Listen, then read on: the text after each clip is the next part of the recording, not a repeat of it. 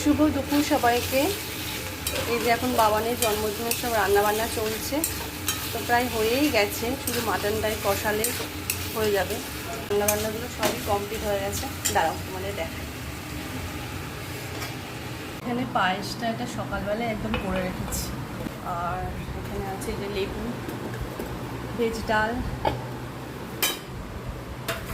আর এই যে এখানে আছে 5 রকমের ভাজা, মাছ ভাজা, লাল শাক, এটা সবাইকে দিতেই হয়, চাটনি, ও আরেকটা ভাজা আছে বড়ি ভাজা, আর বাবানের ফেভারিট, বাবান চিংড়ি মাছ খুব ভালোবাসে।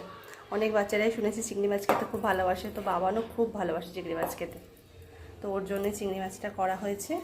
আর সকালে হয়েছিল লুচি আলুর দম, তো সেটা তো খাওয়া হয়ে গেছে। এখন স্নান করবো, বাবানের স্নান হয়ে গেছে, বেলুন টেলুন টাঙিয়ে দিল এখানটা করে।